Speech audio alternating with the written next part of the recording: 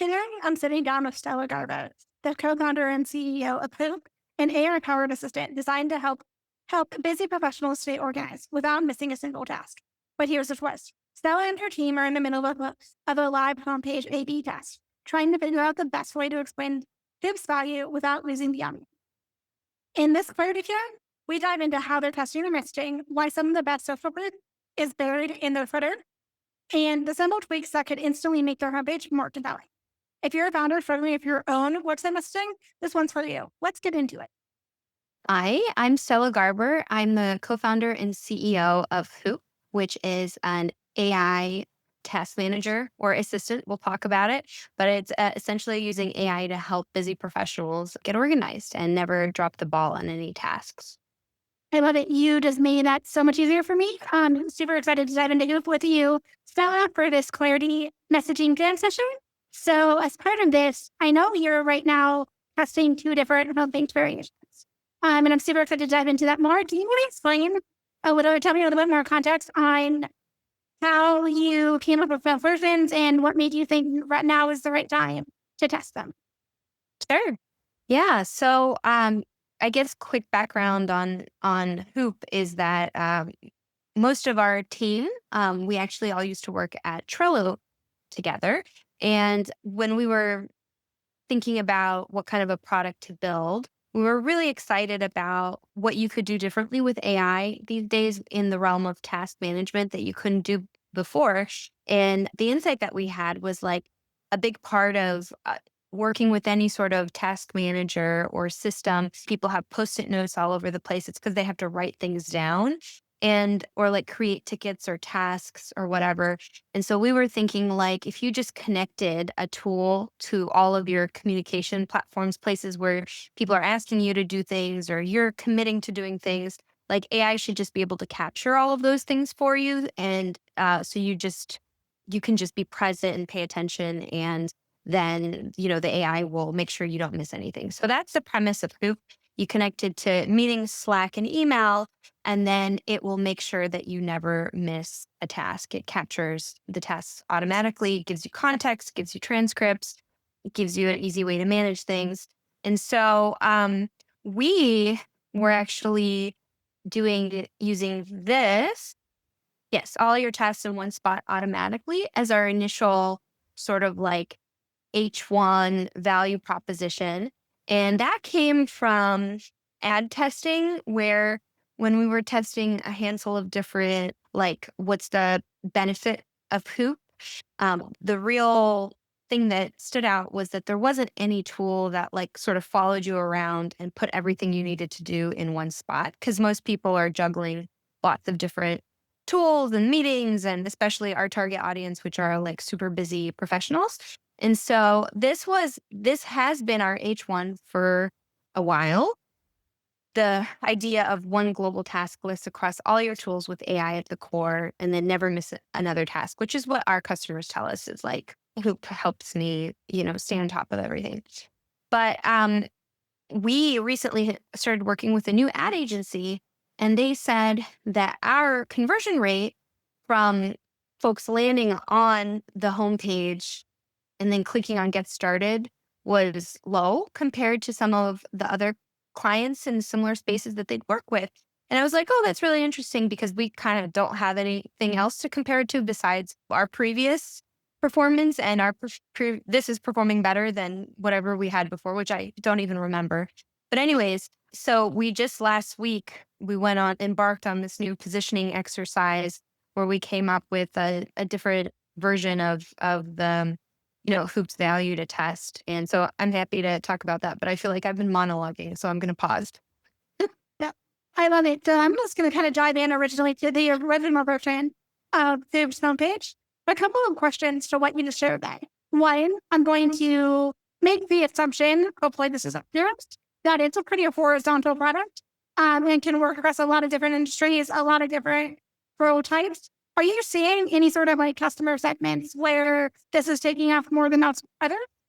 Yeah. So our ICP is less defined by specific industry and more defined by it's like there are busy professionals. So leaders, founders, entrepreneurs, directors, C-suite people. The company size is, call it, between 5 and 150. And the reason for that is because you do have to connect these different tools, and larger companies have more rules around, which tools you're able to, third parties you're able to use. And also they're defined by having a lot of back-to-back meetings and working across like departments. And so we've gone back and forth about whether that ICP is too broad or too, how we can narrow in. But it's certainly, I also think that it's defined by a person who is, their mindset is that they are very, I don't want to say type A, but like a person who is dropping a ball or missing a task or not following through causes them a lot of stress. It's like, so I think that there's a little bit of also I don't know what you would sort demographic, typographic, or emotional, like an emotional appeal that comes with the ICP. Yeah, I love it. You're kind of really thinking about it in a way that's like, I feel like a lot of times in my own experience, people think totally about niches or industry. But I mean, for a product like this, it's super horizontal. It can go to Yeah. anywhere. But the fact that you're already narrowing into the fact that it's founders, executives at, let's just say, smaller or more, I guess you could say, like flatter organizations, is that accurate? Yeah, yeah. We also get a fair amount of like agencies. That was a big surprise. We have a lot of agency executives because they tend to be in lots of different Slack channels and communicating with clients through Slack channels. We also get a lot of like entrepreneurs who have multiple businesses where they're managing tasks across multiple emails or multiple Slacks. So it's like a person who has a lot of agency. Another sort of personality thing for our ICP is that they're very like into either optimizing their workflow through AI or AI curious or even like workflow curious. A lot of our customers also use Zapier. And so we think about like the intersection of someone who is almost like a superhuman type customer where they're an executive, they value their time, they value technology, and then they're also kind of like AI curious or optimizing their workflow curious type of a thing.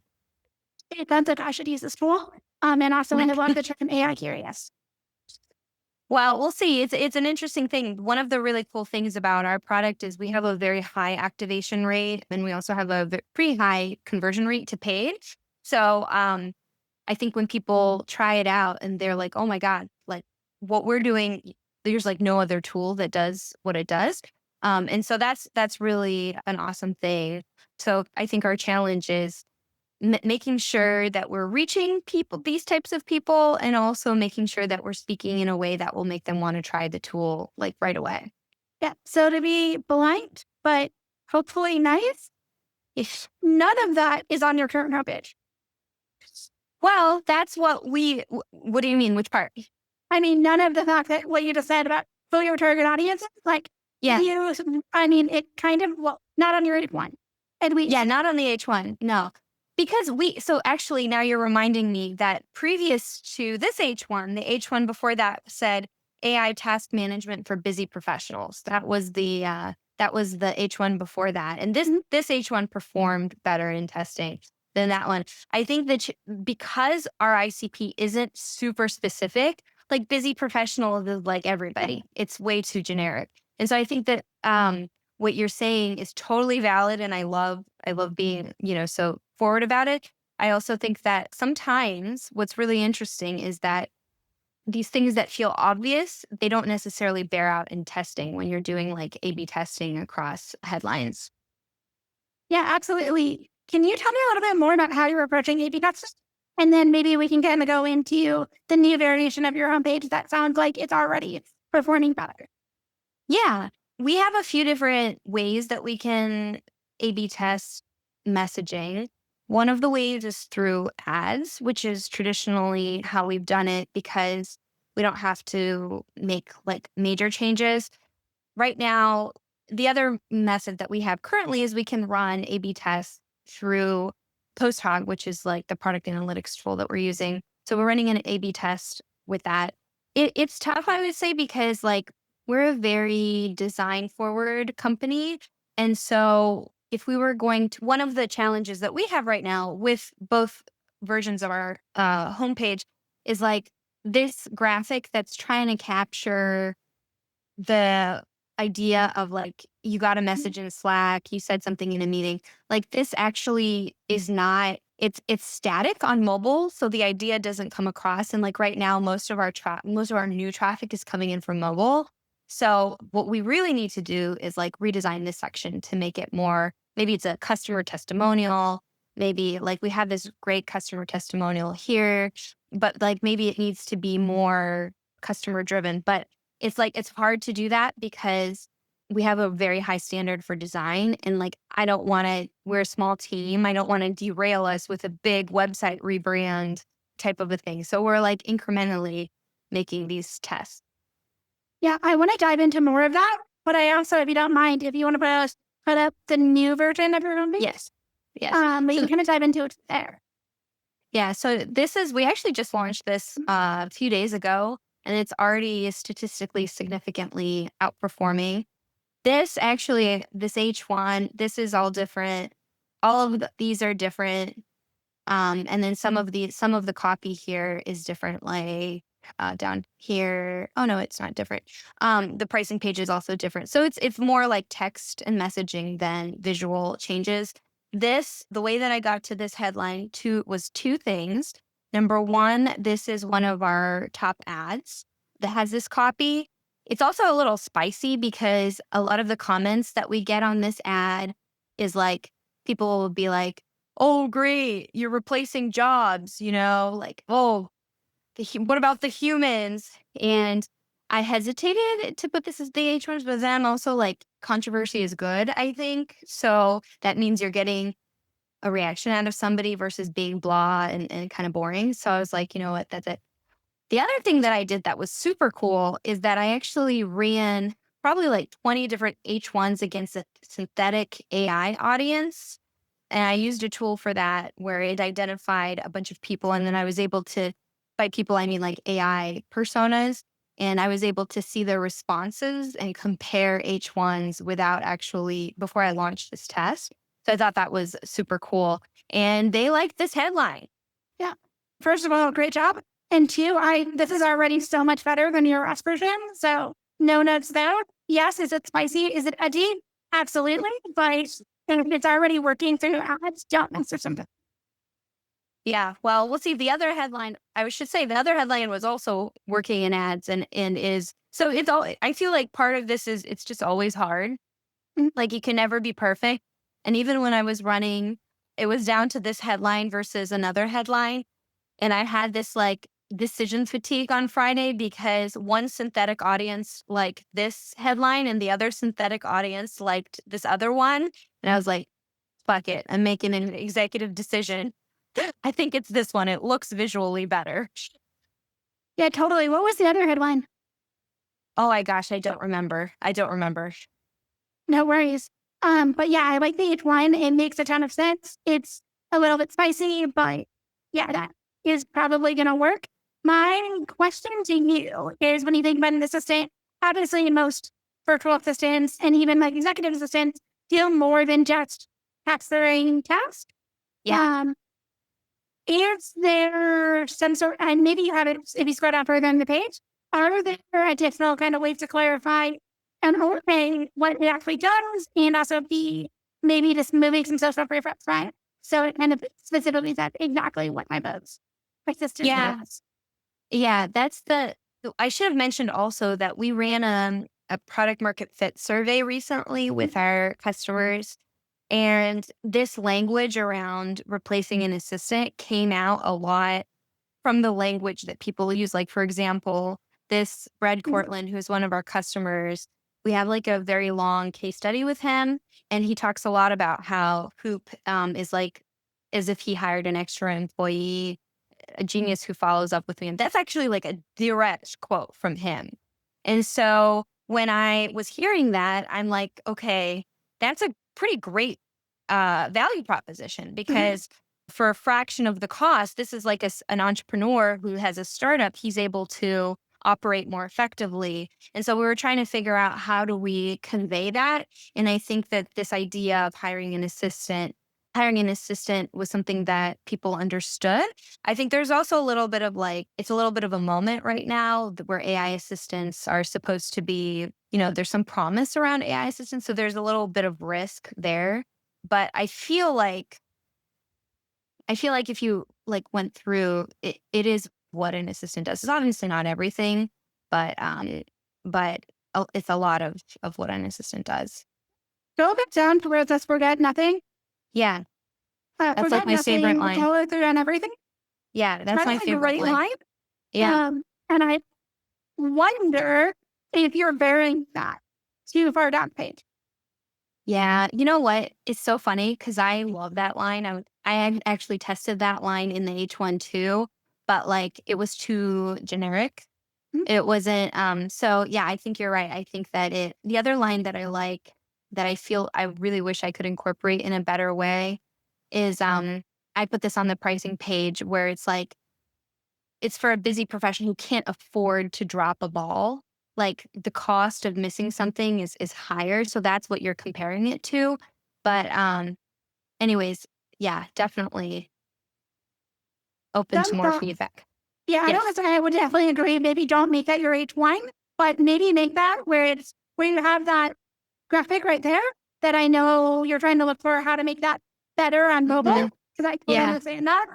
Maybe have that be like the H2 right above Mhm. that. So it's Yeah. still very, very in your face, but it's Mhm. not necessarily, but yeah, it is definitely, I mean, it's a great line. And I definitely think it will resonate. The other thing Mhm. that you mentioned is for busy professionals who can't afford to drop calls and are going back to what we said before around being AI curious and also pretty vertical. Like, have you thought about just within that, within your hero section, having some sort of line where it says like who captures task across your inbox, meetings and Slack automatically, say you never drop a ball, and just putting in there somewhere in there the term busy professionals or even more specifically like founders, AI curious executives, just so they know it's specifically it's for you because you're maybe running just that spot. I think it works, but you're maybe running that very fine line between this sounds so upmarket and so kind of incorporating it and not necessarily so specific to the fact that you are a startup. Mhm. Yeah, no, that's a great point. I would love to get rid of like this, for example. I feel like this is taking up too much real estate. And then, yeah, I don't know. I would love to get the customer case studies like more in your face, maybe a little bit higher. Again, this is all just like startup trade offs. Like we have one designer, and anytime I'm asking him to do something, it's pulling him away from product work. And I think right now, product work is the priority. So yeah, I totally hear that. Yeah, totally agree with you. That works with Slack, Meet, email, Zoom, and Teams. Super important. I don't know if they have to be in your hero section. Like, Yeah. definitely keep it on your homepage, but it takes up real estate. And quite frankly, that money quote that you have from the customer that said it's almost like having an extra employee, Mhm. make that higher up on the page. Yeah, totally. Scroll down a little bit more. Going down to where you say no more meeting bots, all your tasks in one place, easy delegation. Yeah, that all makes Mhm. sense. I think you give so much meeting notes with no bots. That totally makes a lot of sense. I think all of those value props are great. Maybe, yeah, the testimonials are amazing. If you have the case studies, maybe put them above the testimonials and put the testimonials, oftentimes in my experience, testimonials perform better kind of near the footer and just Mhm. lead with your absolute best case studies for best examples instead of like these walls of text. Yeah. One thing that I was thinking about doing with this, I've seen on some other sites, is actually like we have a bunch of LinkedIn posts from people who have. So I was thinking about embedding rather than just a wall of text. I mean, it would be a wall of text, but it would be like a LinkedIn post versus, like, because I think that the problem with these types of things is you don't know if they're real people or if like somebody Mhm. made them up. These are actual real people and real customers. So I was thinking about that. That would be my change, I think. Yeah, totally right on. One way that in my experience can work really well for that is, and this is like a very tactical thing, is if you have the case study already, or you just have like a bigger Hmm. photo and or some Yeah. sort of video, and just make it be, even if it means less testimonials, Mhm, and just more case studies, that can go mhm. a very long way to just humanize it. So it's not just Yeah. random. We have all of these case studies. I just need to figure out how to, like, all of these are videos also, and these are all, like, our customers who offered our ICP. So, I'm thinking about how I can, especially for mobile, like, take a clip of that testimonial and put it on the homepage. Yeah. Question: if you go back to the case studies, Yeah.